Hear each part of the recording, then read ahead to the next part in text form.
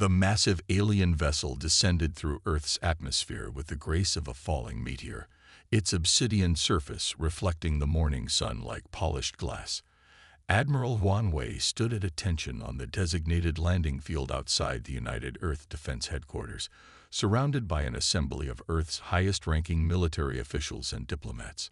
None of them spoke as the ship, nearly half a kilometer in length, settled onto the ground with a deep, resonating hum. The Kraxan delegation had arrived with their much-discussed ultimate deterrent, a biological weapon they claimed would ensure Earth's complete cooperation in galactic affairs.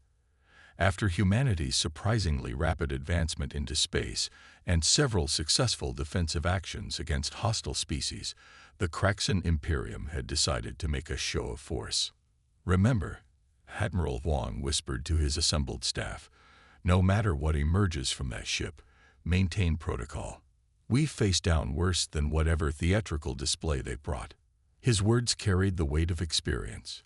He'd been present during the Centauri incursion and the Battle of Neptune's Ring. The ship's main hatch opened with a pressurized hiss, extending a broad ramp to the ground. First came the Kraxan diplomatic corps, tall, chitinous beings with iridescent carapaces and multiple compound eyes. Their ceremonial armor gleamed with an internal bioluminescence that pulsed in complex patterns. Behind them came their military escort, each soldier carrying weapons that looked more like living creatures than manufactured tools. But it was what followed that caused the first ripples of reaction through the human assembly. The beast was enormous, easily 4 meters tall at the shoulder, with 6 muscular limbs ending in razor-sharp claws.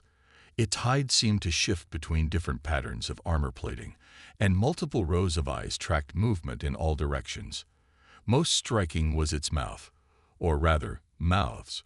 3 separate jaws arranged in a triangle, each lined with teeth that gleamed like black diamonds. Admiral Huang heard several sharp intakes of breath from his staff. Not of fear, he noted with pride, but of fascination. Dr. Patel, their xenobiologist, was already pulling out her scanner, her eyes wide with professional interest. High Commander Zixtal of the Kraxan stepped forward, their primary speaking appendage extended. "Behold, humans, the apex predator of the Kraxan Empire. We call it the World Ender.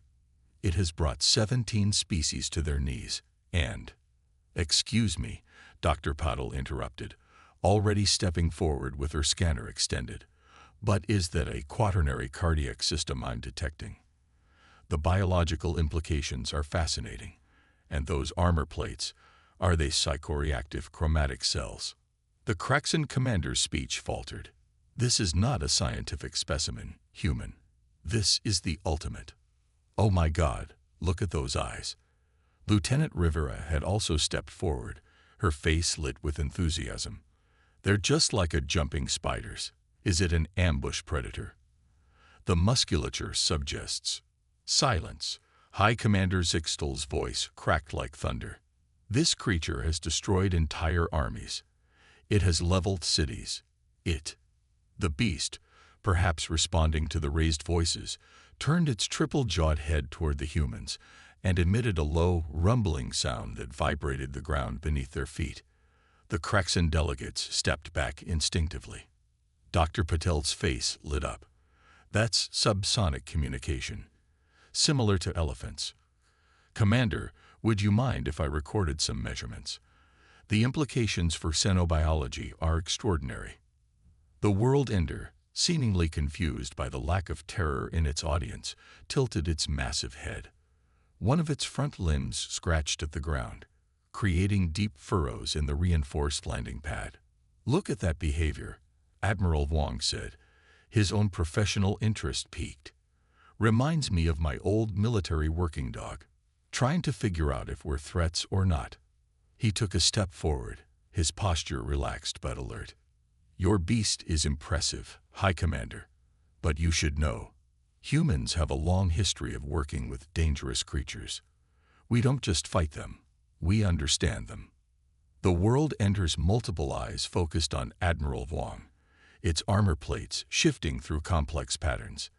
To everyone's surprise, especially the Kraxans, It lowered its massive head to peer more closely at the human admiral. "This is unprecedented," one of the Kraxan scientists whispered. "It's never shown curiosity before, only aggression." "Maybe," Admiral Wong said with a slight smile. "You just never gave it a chance to show anything else." He held out his hand, palm up, in a gesture that humans had used with animals for thousands of years. Sometimes, the most dangerous creatures just need to be understood. The world ender made another rumbling sound, but this one was different, less threatening, more inquisitive. The Kraxan delegation watched in absolute shock as their ultimate biological weapon, their city-destroying monster, their world ender, gently extended one of its smaller limbs toward the human admiral's outstretched hand.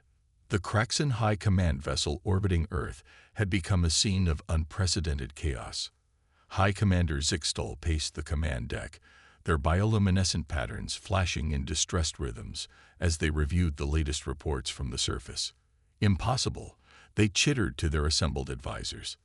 "The world ender now responds to whistles.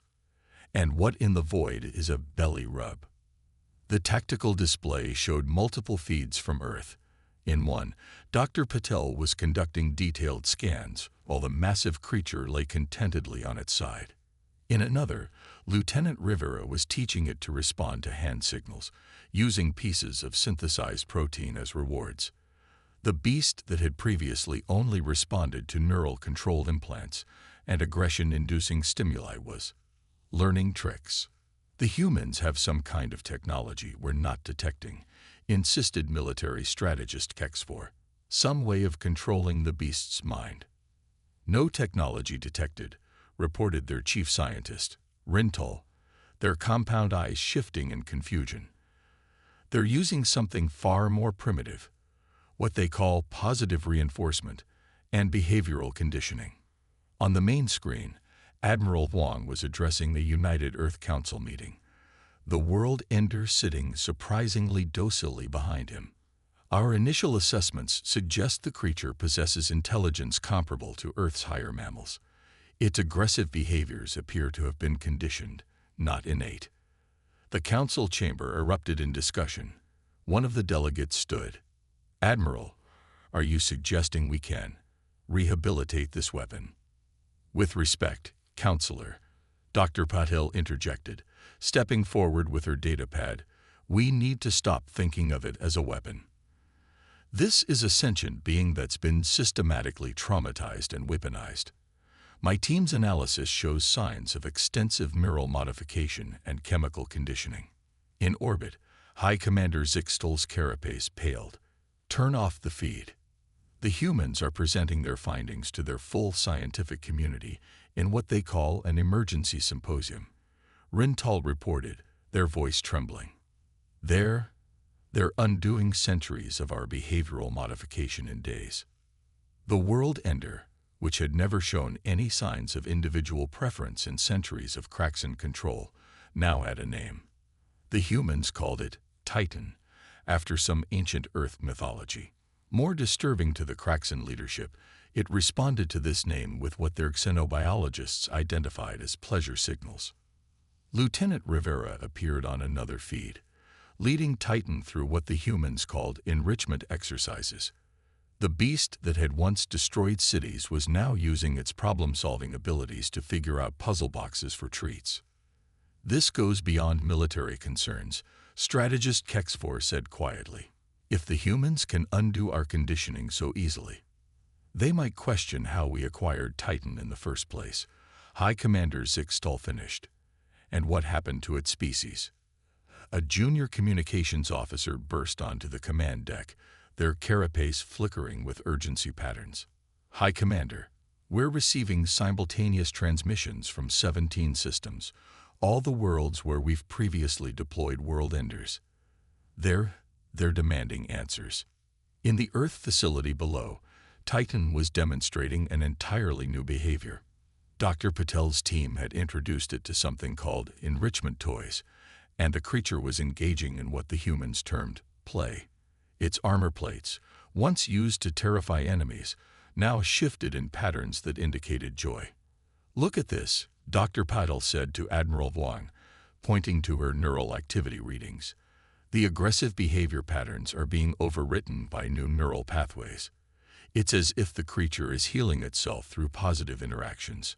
Admiral Wang watched as Titan used its precise control over its armor plates to create complex patterns, mimicking the colors and shapes around it. It's not just healing, he observed.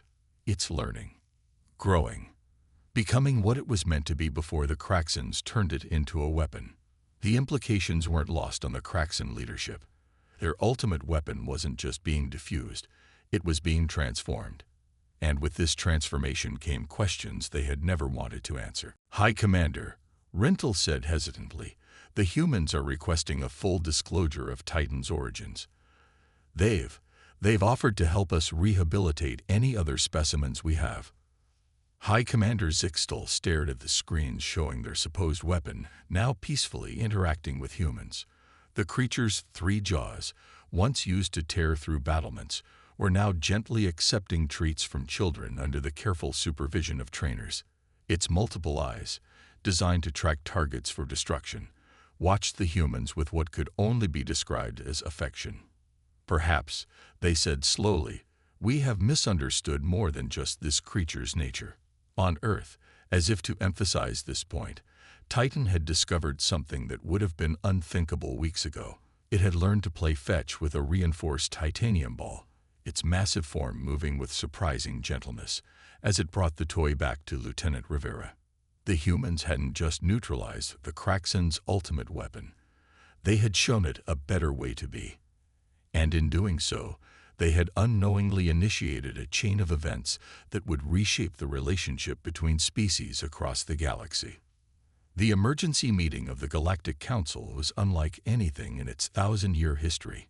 Representatives from dozens of species filled the vast chamber, their attention fixed on the holographic display showing Earth's Titan Rehabilitation Center.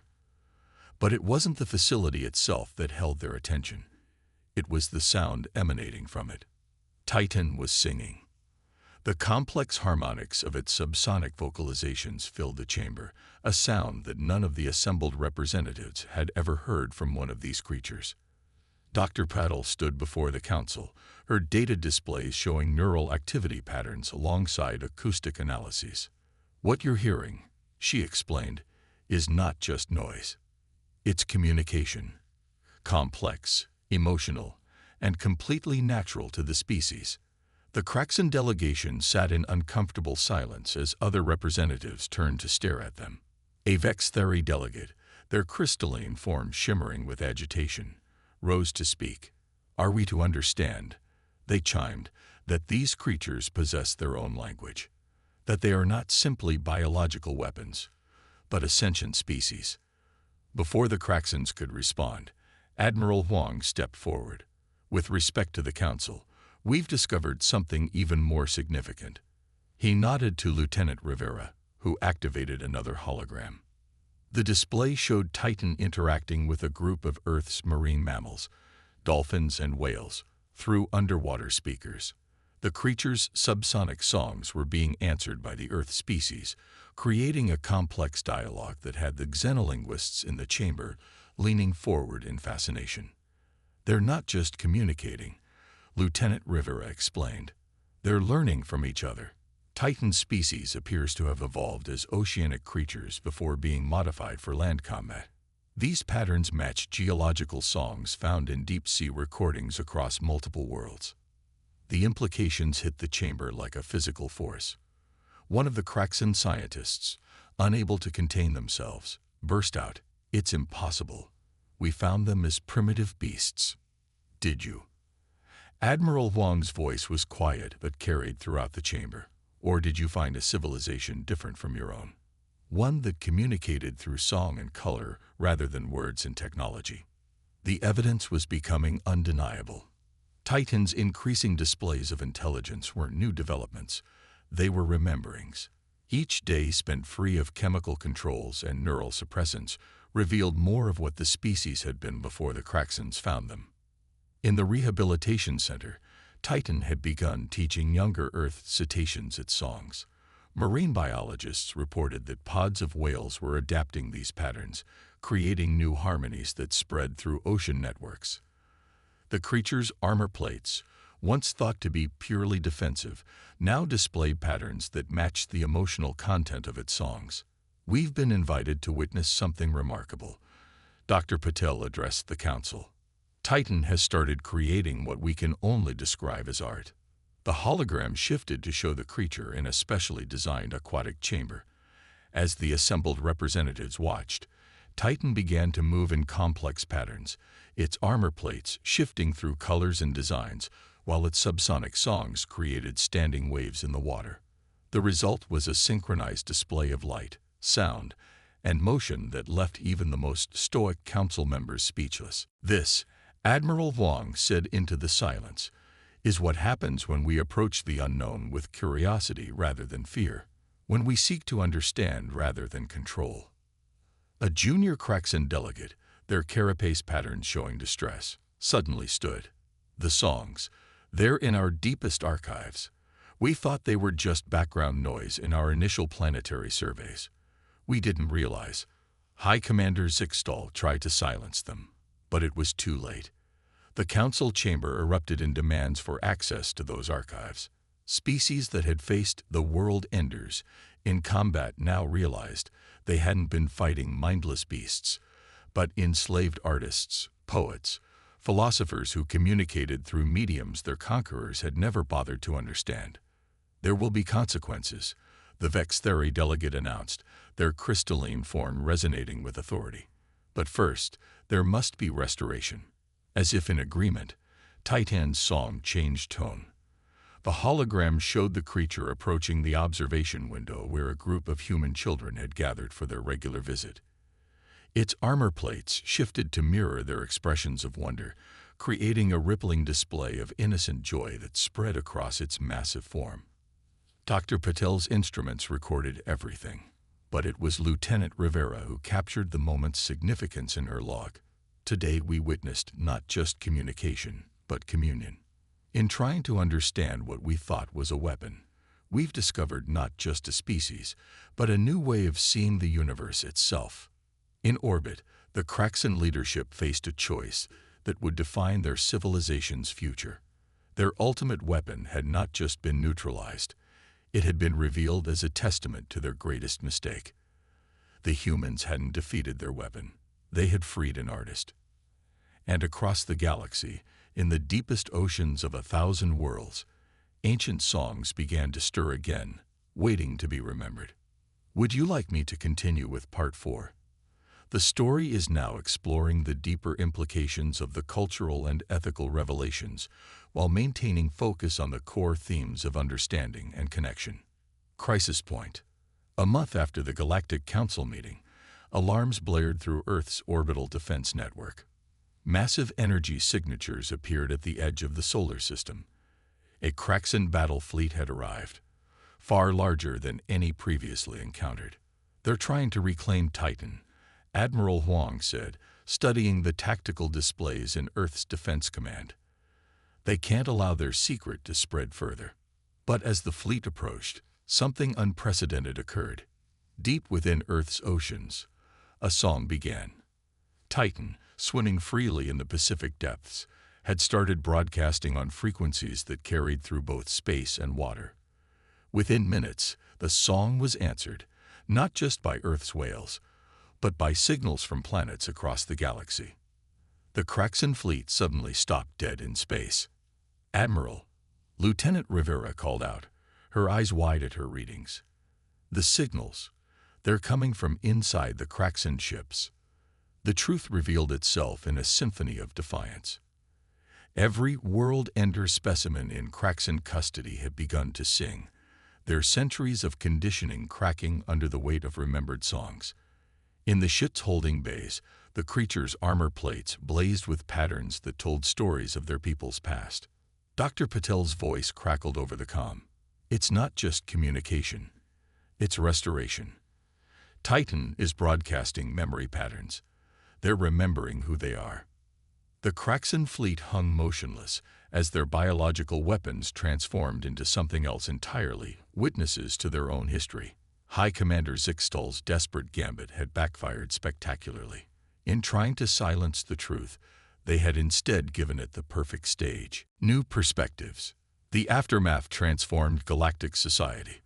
The species once known as world enders revealed themselves as the harmonious, a civilization that had evolved art, philosophy, and science through songs that could cross light years. Their cities hadn't been primitive settlements but living sculptures of light and sound, their technology based on principles that other species had never imagined.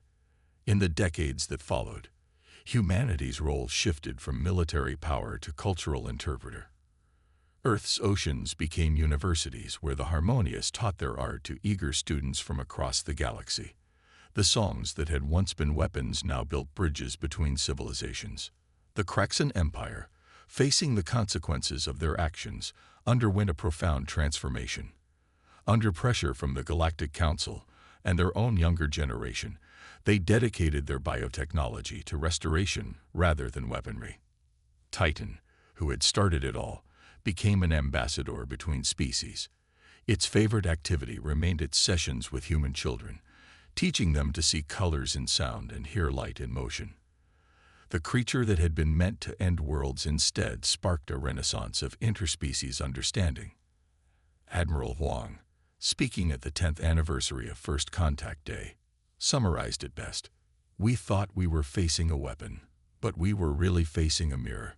How we treated Titan revealed more about us than it did about them. In choosing understanding over fear, we didn't just make an ally. We discovered a new way of being in the universe." The oceans of Earth filled with songs that echoed across the stars. The harmonious, freed from centuries of bondage, began rebuilding their culture, their art now enriched by the perspectives of the species they had once been forced to fight. In the end, humanity's greatest contribution to galactic peace hadn't come from military might or advanced technology, but from a simple willingness to look at a monster and see, instead, a potential friend.